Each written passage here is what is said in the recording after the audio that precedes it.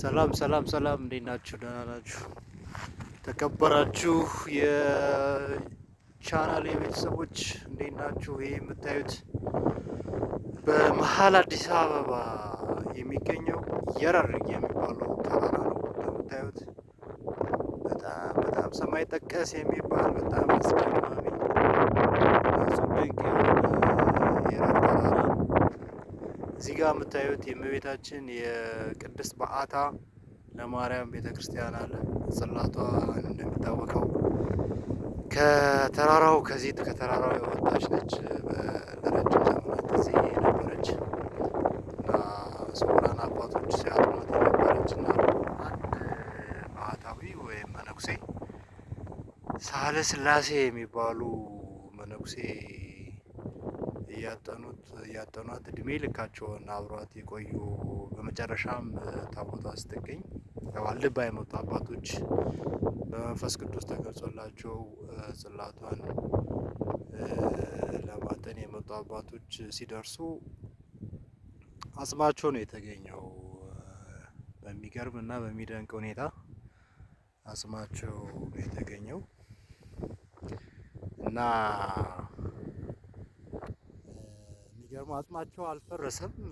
አጽማቸው እንዳለ ልክ ተቀምጠው መስቀላቸውን እጃቸውን ወደ ላይ ወደ ፈጣሪ እንደዘረጉ መስቀላቸውን ይዘው ነው የተገኙት እና መስቀላቸውም አለ አጽማቸውም ራሱ አሁን ይጎበኛል። እዚህ ቤተክርስቲያን ውስጥ ሙዚየም ውስጥ ይገኛል። በዓታ ለማርያም ቤተክርስቲያን ሙዚየም ውስጥ እና እጹብ ድንቅ ነው። መጣችሁ በዚህ በደብረ ዘይት በኩል መጣችሁ መጎብኘት ትችላላችሁ። ትልቅ ቦታ ነው።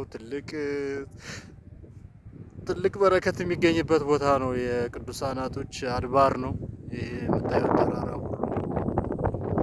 ስውራን ቅዱሳናቶች ያሉበት ተራራ ነው እና ብዙ ጽላቶችም ወጥተዋል። እዛ ጋር ወደ ገብርኤል፣ መድኃኔዓለም፣ ሚካኤል እዚህ ጋር የተተከለ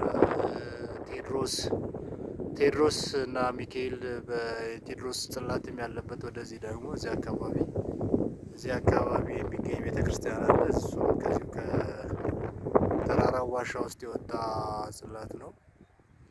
የሥላሴ ቤተክርስቲያን አለ ከዚህ በስተጀርባ እና በጣም የሚገርም ቦታ ነው። መልክዓ ምድሩን እንደምታዩት በጣም እጹብ ድንቅ ነው። ፀሐይ እየገባች ነው በዚህ በኩል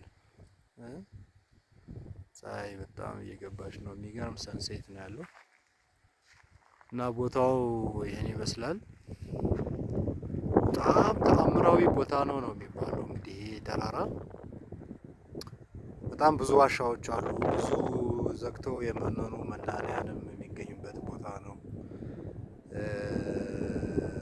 እንደሚባለው ከሆነ በጣም ውስጡ በጣም ብዙ ቤተሰቦች የተሰሩ ከተማዎች እንዳሉበት ብዙ ምልክቶችም እንደሚታዩ አንዳንዴ አባቶች እየተገለጹ አንዳንድ ነገሮችንም እንደሚናገሩ ነው የሰማነው። የሚገርም ታሪክ ያለው ቦታ ነው።